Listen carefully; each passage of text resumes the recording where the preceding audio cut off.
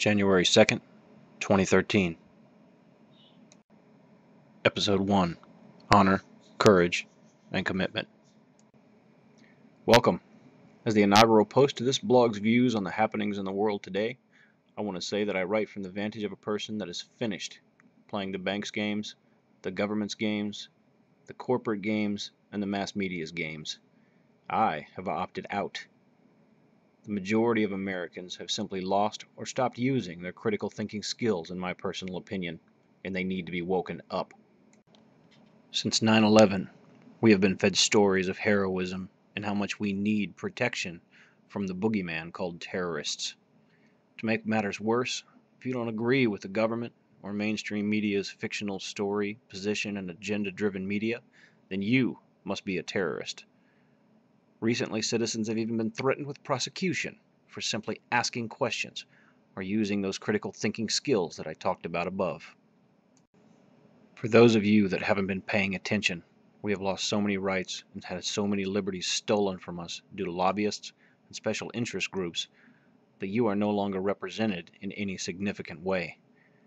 Many even think the republic itself is beyond repair. But this makes you have the advantage, because you are now the most dangerous kind of citizen, the kind with nothing to lose. Your government is now crawling with socialists, collectivists, and many would say outright communists that think you are nothing more than cattle. Your airports have been filled with TSA agents who now have the authority to grope you, your wife, your kids, friends and family, and will detain you if you even show a little attitude. Your president orders pay raises for federal workers and the vice president, while increasing your taxes through regulation and Obamacare. Who gave them this authority? You did. If this is the first time you are realizing any of this, and you ask, how is this legal? Remember one thing. Everything Hitler did in Germany was legal. Martin Luther King.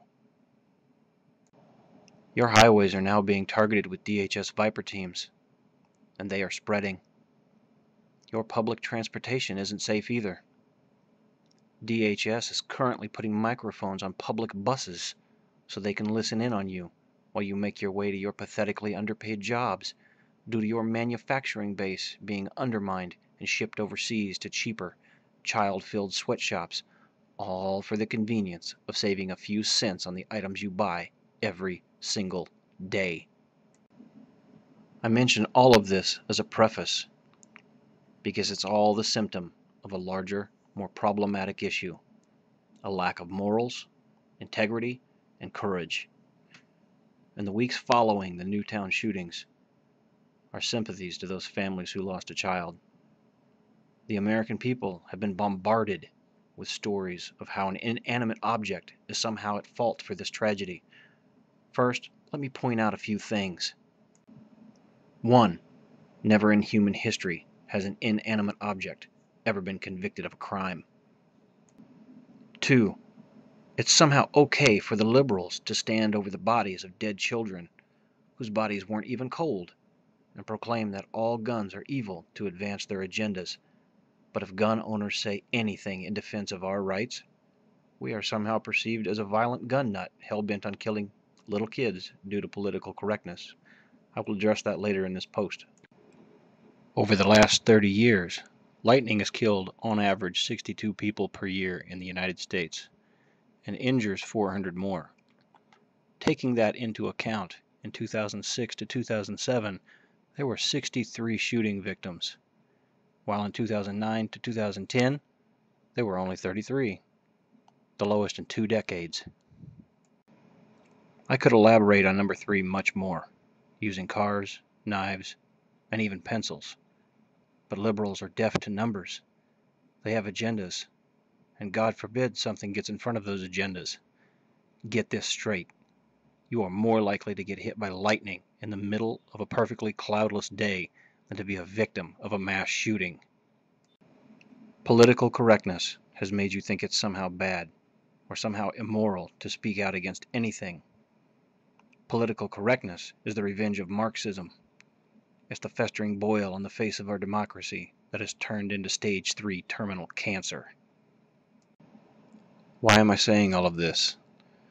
In the last few weeks, we have experienced a few things that have given opportunistic and aggressive liberals the chance to do what they have wanted for years, to disarm the general public. The spearhead to this assault on your personal liberties is none other than Dianne Feinstein. This treasonous, gun-grabbing, liberal, agenda-driven witch has made it her life's work to progress this liberal and totalitarian program. She herself allegedly has a conceal and carry permit and is protected by 5 armed guards. To top it off, she even melted her gun, one of many we can assume, and gave it to the Pope as some symbolic gesture to advance her personal war on disarming you. This woman is the most absurd and hypocritical piece of trash to appear on the political scene in many years. Facebook has begun purging pro-gun accounts, and people taking pro-gun stances on issues directly assaulting the First Amendment, and openly attempting revisionist history tactics that even Hitler, Stalin, or Mao would have been proud of. Due to this, I have made this blog to prepare for when they begin purging my own Facebook account. Why did I call this post Honor, Courage, and Commitment? I myself am a former U.S. Marine. I personally refused the anthrax vaccinations, facing prison time among other things in the late 90s and early 2000s. This ultimately led to me leaving the Marines and moving on to civilian life.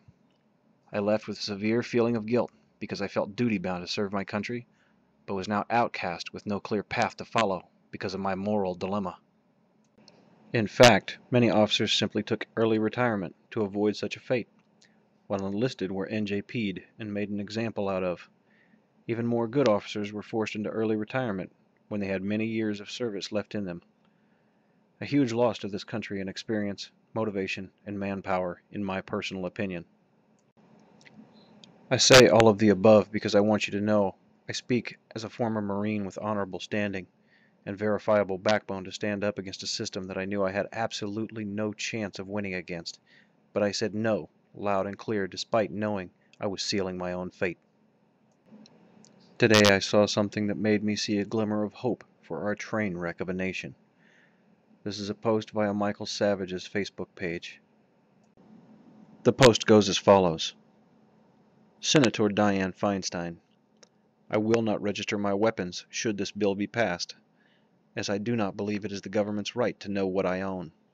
Nor do I think it prudent to tell you what I own, so that it may be taken from me by a group of people who enjoy armed protection, yet decry me, having the same, a crime. You, ma'am, have overstepped a line that is not your domain.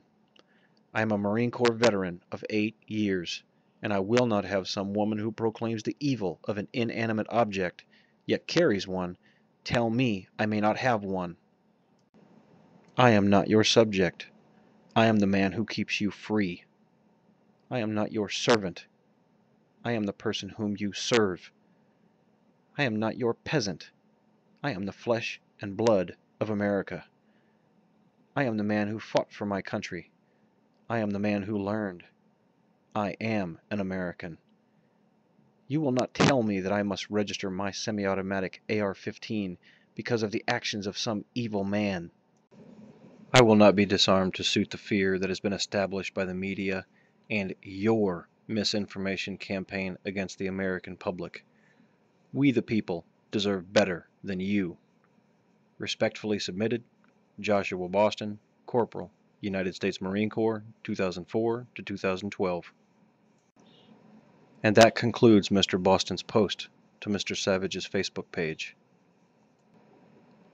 Now let me explain something. This single, solitary Marine did something that was sorely needed. He single-handedly gave pro-gun advocates an unadulterated political win. He is the epitome of courageous, and let me explain why. This Marine will be punished.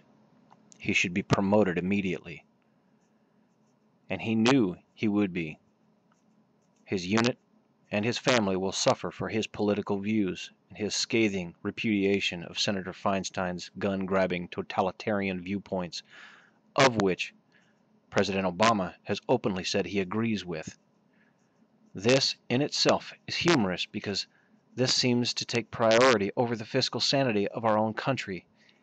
He has the time to try and take your guns, hand in hand with Senator Feinstein, but doesn't have the time to deal with the $16 billion federal deficit that he has markedly made his shining achievement, because in the end, you pay for it.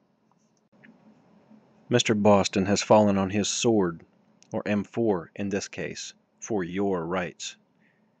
His personal martyrdom is a win-win, because if they punish him, it proves the anti-guns agenda has no bounds. If they do not punish him, he is a rallying call for simple men and women to stand up and pointedly declare what Charlton Heston said in 5 simple words: from my cold, dead hands.